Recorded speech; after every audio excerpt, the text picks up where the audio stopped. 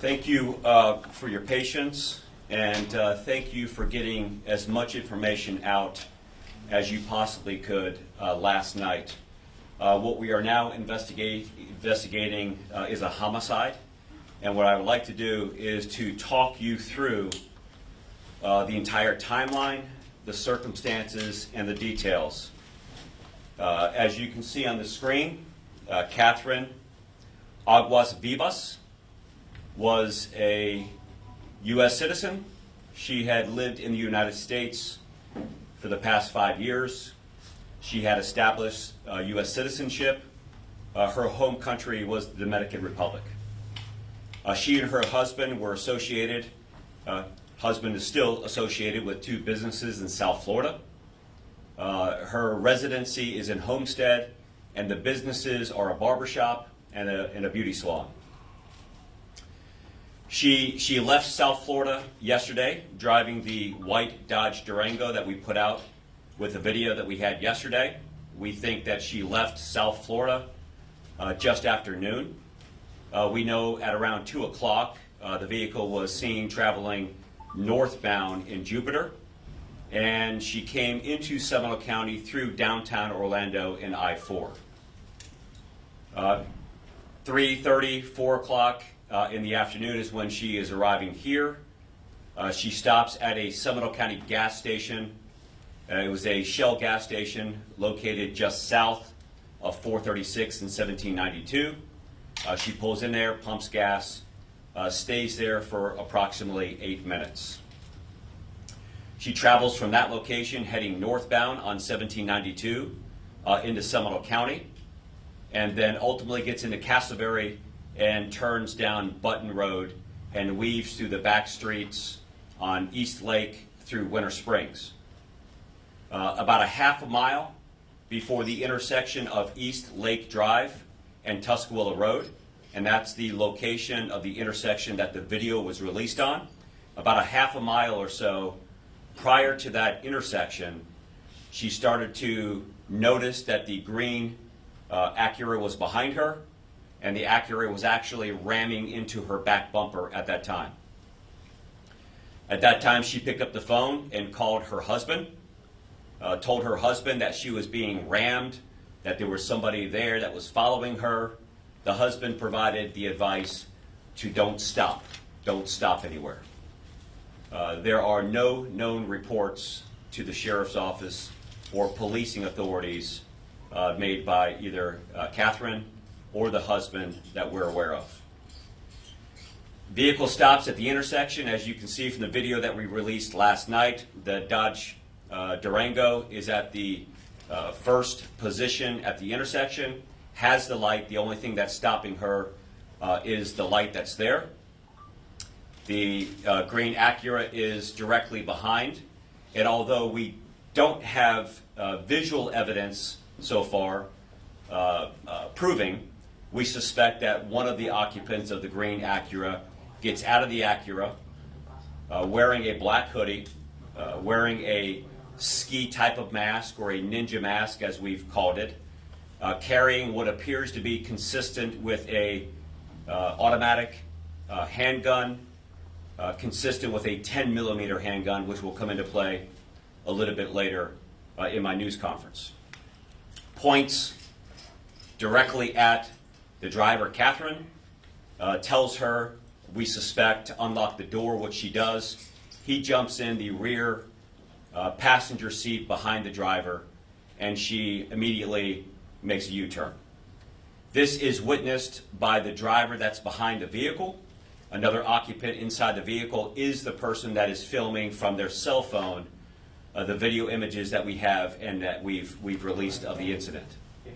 She makes a U-turn at that intersection, probably heading, speculation here, but probably heading in a direction where the suspect does not want them to go, and we suspect that he orders her to turn around again and reapproach the intersection of East Lake and Tuscaloosa Road.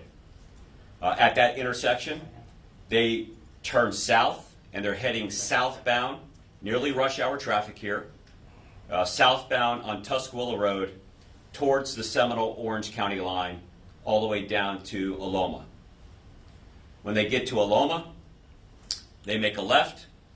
They go all the way across all lanes of traffic so they can get on 417 southbound. At this time, we suspect that Katherine is still driving under the armed dictatorship of the suspect. Here's where you're going to go, here's where you're going to drive.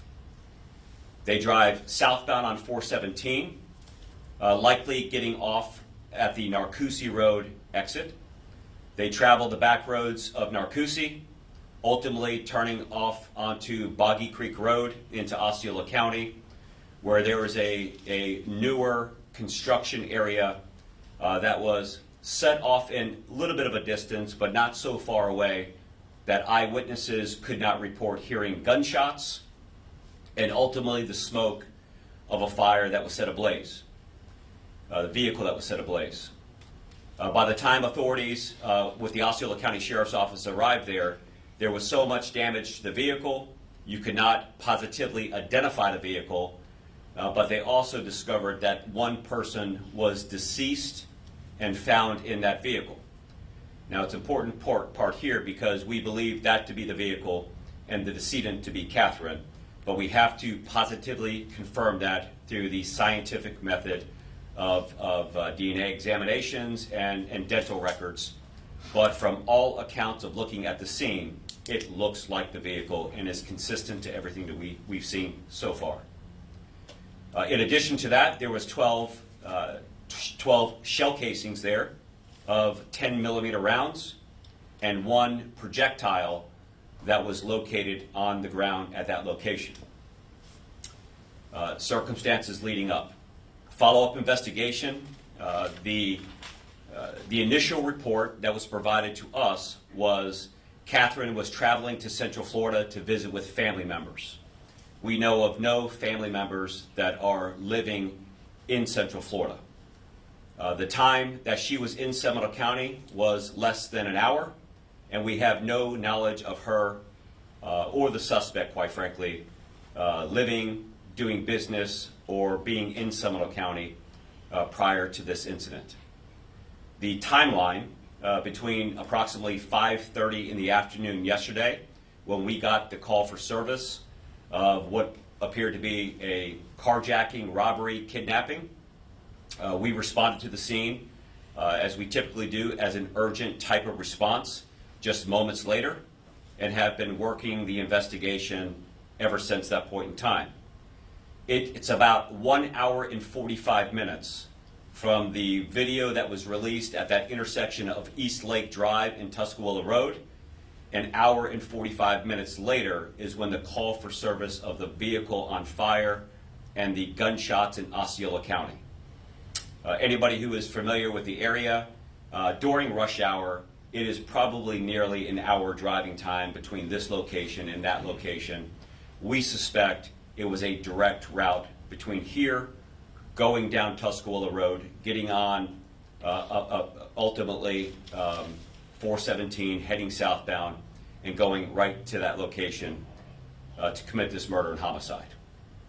We do feel that the occupants of the green Acura, both the driver and at least one other person that got out of the car and entered into the Durango, knew exactly who they were following. We are, again, still putting together to try to explain a motive. There's no criminal history here for either Katherine or her husband in the United States. There's no clear indicator why somebody would do this, why would they target them. But we do feel and believe because she was being followed, they were watching that. She called her husband. Husband said, "Don't leave the car."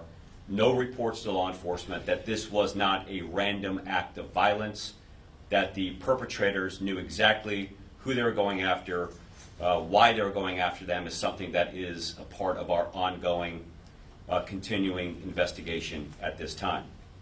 We've spoken to her husband, family members, and that process will continue on.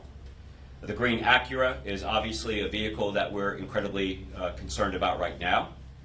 We've released that last night, and we're releasing it again today. So if anybody saw the Durango or the green Acura yesterday afternoon, witnessed any of this, that now in the aftermath is kind of putting some pieces together on something that you witnessed, we want to encourage you to contact the Seminole County Sheriff's Office or Crime Line, where you can be eligible for a financial reward and can remain anonymous. We're specifically looking for any bit of information that you saw during this entire encounter, or if you recognize this vehicle that had a partial obstruction to the tag. We don't think the obstruction to the tag was intentional. There was some plastic covering that was on the license plate. The plastic covering just had become wore out, and it was difficult to capture the tag identifiers in the video. Again, any information about this particular tag is going to be incredibly important to our ongoing investigation.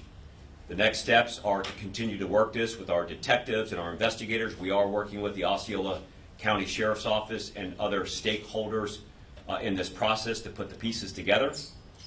We do believe that that vehicle and Katherine are the homicide victim in that location down in Osceola County. And as soon as we get some more information, we'll be happy to share that with you. With that, I'll open for questions, but before I do, please continue to understand. I'll answer whatever I can, but this is a fluid, ongoing investigation that's 19 hours from start to finish right now. And again, with that, I'll open. Sheriff, do you know the vehicle, the green vehicle, had it been following her the whole time, do we know, or at just one point they found her in Seminole County? Was there an air tag on her vehicle? Do we know anything about that? No knowledge of air tag or any tracking device, but we simply don't know at this time. We don't know where the green Acura picked up her vehicle. We do believe it's probably somewhere in the Central Florida area, but there are pieces of evidence that still need to be evaluated to see if we can identify where the green Acura started to trail. We do know that in Cassavery, coming down East Lake, they were there already a half a mile prior to that intersection. He was already ramming the back of the car. So with certainty, we can only say at that point. We just don't know where they started following or when she actually noticed at the time. She did notice and call her husband, but that was just moments before the intersection and what we witnessed on the video. Sheriff, do any of your counterparts in South Florida help you open any light to this, whether or not they were having any kind of a hassle or harassment or dispute down there that might have spilled over up here? Our team is on the way down to South Florida now. At this point in time, there is no explanation why somebody would target her, why she would be followed like that.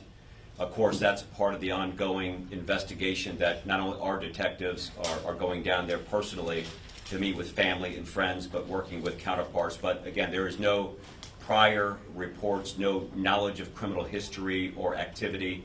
It just really is unknown at this time. You said you didn't know if she had any, you can't document if she had any family here. Did her husband know that she was traveling to Central Florida yesterday? Well, he was the one that provided the information that it was likely that she was coming up here to visit family.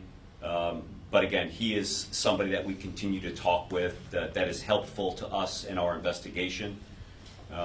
Any information that he has, but the report that we had received through those intimate contacts of her that she was here to visit family.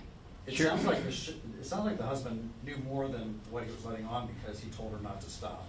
Is that your opinion as well? You know, I'm not going to speculate. Anytime something like this happens, we always encourage 911 is like an absolute. You want authorities, you want somebody there.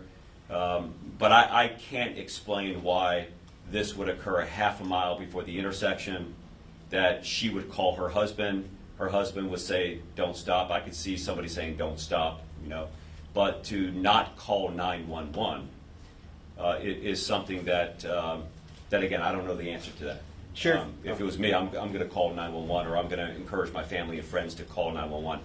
That did not happen in this case.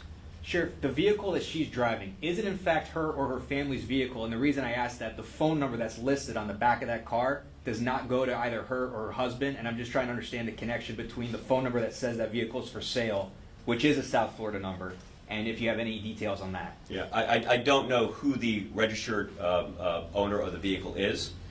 We do believe it to be somebody that is in her family or connected to her. We don't feel that she's in some strange vehicle that she's never seen driving before. We think that the vehicle is connected to, and it may not be registered to her, but connected to a vehicle that she typically drives. This is a whole series of very unsettling things here. That if it wasn't for this guy and his passenger who rolled the video, you wouldn't even know that she's missing, right? So I mean, the people who are following behind this, witnessing this, are absolute heroes with providing critical information of a very dangerous and frightening situation. You think about it for a moment. It wasn't that long ago where we did not have cameras on our cell phones, and we always promote, if you see something, say something. That's exactly what happened here. Not only happened here to record this incident, which gives us a great glimpse of what happened moments before this murder occurred, but also the people down in Osceola County that hear these gunshots, see the smoke from a vehicle.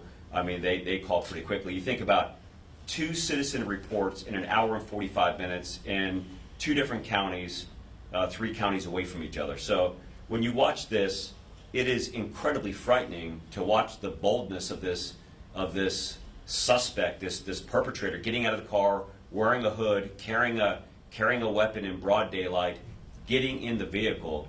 It again, that is why we encourage somebody who knows about the occupants of this vehicle, knows where this vehicle is at. We're encouraging you to contact us. Clearly, they should be viewed as being armed and dangerous. Don't confront them yourself. Contact authorities. Sounds like the perpetrators were familiar with the Osceola County area for her to tell her to go there. I suspect that where they told her to go is somewhere where they've been before. They seem very familiar with that area down there. I don't think that this is randomly, hey, pull off the road. I think that now again, we don't know, but I think that as soon as she made that U-turn, she was told quickly, hey, go back, this isn't the way we want to go, and they had that plan out and knew exactly where they were going. It was on the way. You speak with a woman who say that she saw the car that she was driving in an erratic way. You know something about it? I would not be surprised. I haven't heard. I mean, I would encourage you to have her contact us. That may be helpful as far as the location's at. But I suspect that these killers are trying to get away from the police. So that's why at that time, if they're speeding down 417, if they're speeding down another roadway, we checked the databases and there was no report of aggressive drivers. There was no report of a suspicious vehicle that came into our call center. But again, if somebody saw that, that's critical information that we want, not only what they saw, but exactly when and where they saw it. You were saying that she was in Seminole County to see family, but you couldn't find any family. Is there was she just driving around the county for an hour that you were saying that she was here, or is there a destination? Well, let me be real specific. We were told she was here visiting family. We were not able to confirm that she has any family member here at all. So we were told that she was here visiting family. We have no knowledge of her ever being in Seminole County whatsoever. We knew that she left South Florida around noon. It's very unlikely that she was coming here to stay. 1, 2 o'clock, she's coming northbound. Like 2 o'clock, she's in Jupiter. She comes I-4 route, seen in downtown Orlando, ultimately gets off. So where she was going, we absolutely have no idea where she was going. I know there's a lot of things here that are unclear, but so what I want to make sure that I understand properly. Her husband says she was coming here to see family, yet provided no names of those family members that you can document. Correct. Husband says she's going to Central Florida to visit family, did not provide names of the family members, and our research through investigative tools can find no family members that are here. So we don't know who he was referring to when he says family. It could be friends that they call family, but we don't know of any biological family that's here in Central Florida that she was on her way to. Quite frankly, we don't know why she was here or how long she was planning to stay here. The license plate was obscured because of the plastic or whatever. did any of the toll plazas or license plate readers throughout the counties, did they pick up what the license plate was? Has that led it to any clues? That's part of the investigation that I am not going to release right now. We want to call upon the public's assistance that if you know the operator of the vehicle, as you can imagine, Jeff, we're following up on that right now. Our team is kind of looking at that, gathering as much information. I don't want to be dishonest, and I don't want to disclose investigative techniques and exactly where we are. So that's something that we're working with. But So as far as fundamentally, your- this green car and whoever was in it could be anywhere. Correct. And that's why we're calling on the public's assistance right now as we work the investigative end with technology and police work. We hope, once again, citizens who've witnessed bizarre and suspicious behavior will step up like they have with the reporting of the initial incident and reporting of the murder scene, which we believe to be the murder scene down in Osceola County. We're working the case because we don't know. Somewhere between here and there, she was alive and likely deceased down there at their location. I want to underscore once again, I want to give you the most timely information as we possibly can. We need DNA and dental records to confirm that that's her. We need physical evidence to say that that's absolutely 100% the vehicle. But I would have to be pretty confident right now to come out and tell you this, that this is likely the vehicle and this is likely who it is. Once we get some additional details, again, there's a lot of unknowns, a lot of things that will leave people scratching your head, and I think the biggest is why. Because this wasn't just a random incident. They're ramming the car half a mile before that intersection. They get in the car. Why did she and her husband not call 911? I don't know. Why did she stop at the red light? I mean, there's a lot of things that we'll absolutely never know. But this is a tragic incident nevertheless. I mean, a horrible, horrible, frightening situation. If you know the whereabouts of the vehicle or know who the drivers or the occupants were, please call us. So as far as your gut goes, and as far as like a bigger picture of this, because carjackings happen, obviously aside from this incident, if you're stopped at a red light and somebody taps on your window and they've got a gun in their hand, what, as a law enforcement expert, are the best practices there? Do you gun it? Do you try and get away? Do you just say, take the car, Yeah. what do you do? Well, I think that goes back to fight or flight or instinct and being prepared to the best ability that you possibly can. For some, they're going to arm themselves with a firearm and they're going to respond in a likely type of response, right? They're going to exercise their right to carry arms. For others, they're going to flee the area, hit the gas, regardless if there's a traffic signal there, and call 911, do something. I think that there are so many factors and circumstances. I think that the main message is be aware of your surroundings constantly and respond and react and do something to the best of your ability and what you feel most comfortable with. I mean, if he walks up to the vehicle like that, did she see him coming up? I mean, we don't know. And by the time that you have a gun in your face, it's really almost too late to do anything, right?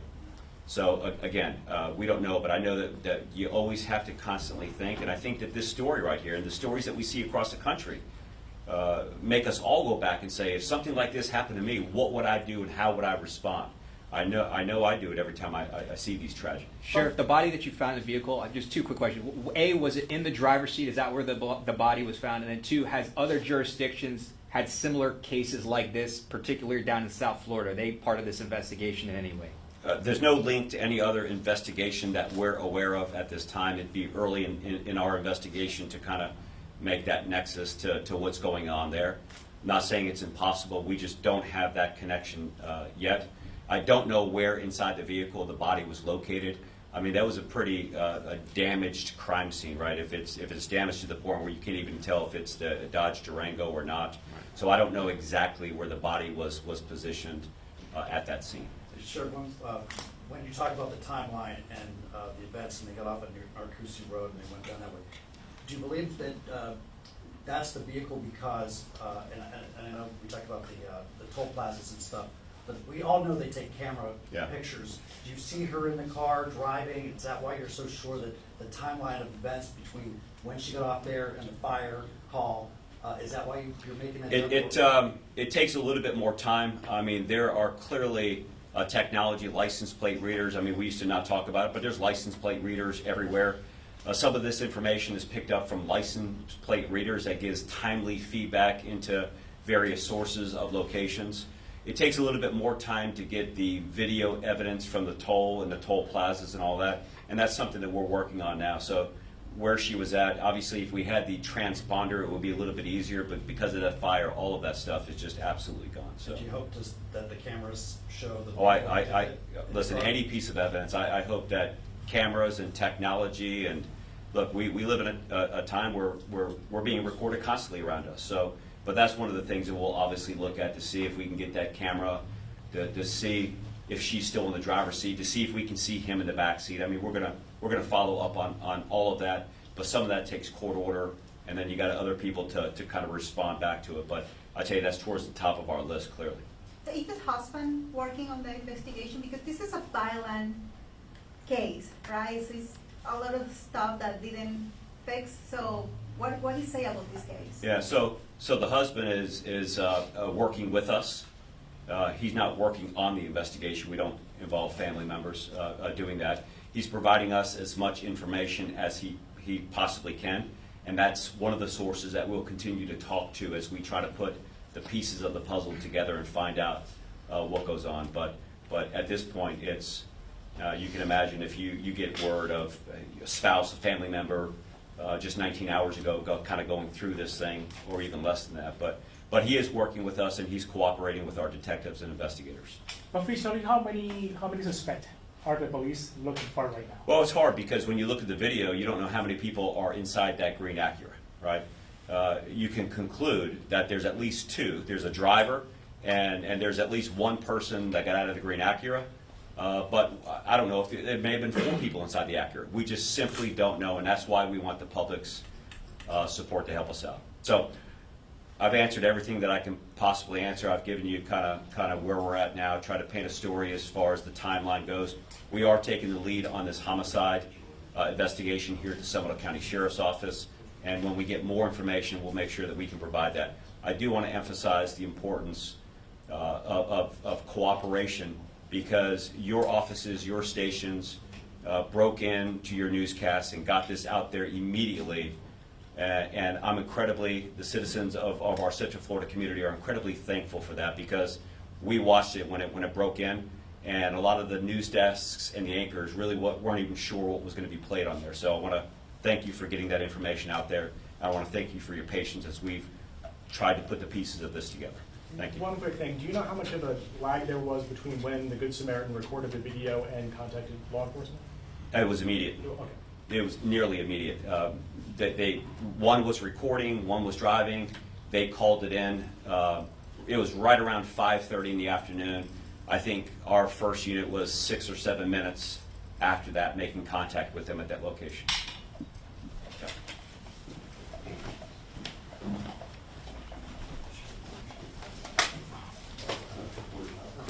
The phone number on the back of the Durango matches the phone number that we nexused for the husband. Oh, so the name comes up with a different name.